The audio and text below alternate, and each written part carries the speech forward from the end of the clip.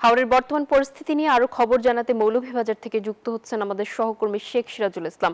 সিরাজ, জানাবেন কৃষকরা কি সব ধান কেটে বাঁচাতে পেরেছেন কিনা, আর শুকানোর কোনো ব্যবস্থা হয়েছে কিনা? ধন্যবাদ নাফিজা।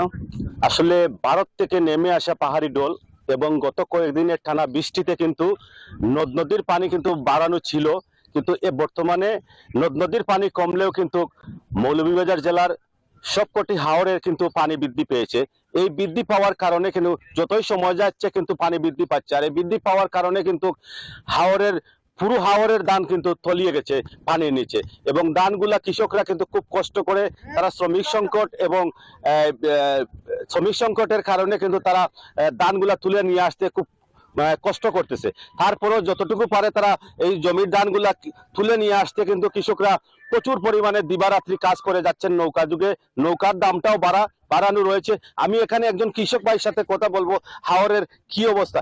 মৌলভীবাজার জেলায় আজকে কিন্তু জেলায় কিন্তু ৬২,৪০০ হেক্টর জমিতে কিন্তু বোরো ধান আবাদ হয়েছে, এবং জেলা কৃষি সম্প্রসারণ অধিদপ্তর আমাকে জানিয়েছে যে ৩৭,০০০ হেক্টর জমিতে কিন্তু ফসল নষ্ট হয়েছে, কিন্তু প্রকৃতপক্ষে ক্ষতিগ্রস্ত হয়েছে ২১,০০০ কত। তা এরপরেও আমি একজন কৃষক ভাইয়ের সাথে কথা বলবো যে আপনাদের হাওরের মানুষের কি অবস্থা। আমরা হাওরের কি অবস্থা বর্তমানে, যে খাওয়া দিঘি হাওরটা আছে, আমরা ১০০%-এর মাঝে প্রায় ৭০% আমরা ক্ষতিগ্রস্ত। আমরা কিভাবে খাইমু, কিভাবে বলবো, পানি দিন দিন বলতেছে, মেঘ ঝড় বৃষ্টি হইতেছে। তখন আমরা প্রধানমন্ত্রীর কাছে, সরকারের কাছে এইটা দিয়ে আপনারা আবেদন করেন, আমরা গরিব গুড়ার একটা ব্যবস্থা করিয়া দিতা। আসলে যেমনটি শুনছিলেন, এই অঞ্চলের হাওর অঞ্চলের কিন্তু হাজার হাজার কৃষক, বর্গা চাষী কৃষকরা কিন্তু তাদের প্রাণের দাবি বর্তমান সরকার এবং প্রধানমন্ত্রীর কাছে যে তাদের পাশে দাঁড়ানোর আহ্বান এবং মিনতি করে তারা আমাকে জানিয়েছিলেন। এই ছিল মৌলভীবাজার থেকে, হাওর পাড় থেকে আমার কাছে বোরো ধানের খবরাখবর নিয়ে সর্বশেষ তথ্য। আমি ফিরছি স্টুডিওতে নাসিফার কাছে। নাসিফা। জি, ধন্যবাদ আপনাকে আমাদের সঙ্গে যুক্ত হবার জন্য। আরো খবর জানাতে কিশোরগঞ্জ থেকে যুক্ত হচ্ছেন আমাদের সহকর্মী টিটু দাস। টিটু, বৃষ্টিতে যে অবস্থার সৃষ্টি হয়েছে তা থেকে কৃষকরা কতটুকু ক্ষতিগ্রস্ত হয়েছেন আমাদেরকে জানাবেন। ধন্যবাদ আপনাকে। আমি এখন আছি কিশোরগঞ্জের অষ্টগ্রাম উপজেলার যে বাদশালা হাওর আছে, এই বাদশালা হাওরে। এই হাওরের দৃশ্যটা যদি একটু বলি, আমার আসলে পেছনে যে দৃশ্যটা দেখা যাচ্ছে, এটা হচ্ছে তারা কৃষকরা এবং কৃষকের পরিবারে যারা গৃহবধূ আছেন, তারা এসে এই যে আধা পাকা যে ধানগুলো আছে তারা কেটে নৌকাতে করে এই এই রাস্তার পাশে এসে এনে জড়ো করছেন।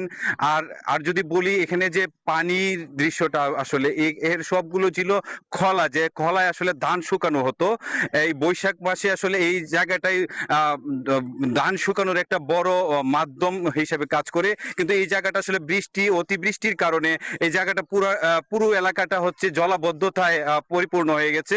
আর আসলে আমি যদি একটু বলি, এই কিশোরগঞ্জের হাওরের এখন পর্যন্ত ৯,০০০ হেক্টর জমি তলিয়ে গেছে। এটা হচ্ছে কৃষি অফিসের তথ্য মতে। তবে কৃষকদের দাবি হচ্ছে এই ফসল তলিয়ে যাওয়ার বিষয়টা আরো বেশি পরিমাণ বৃদ্ধি পাবে।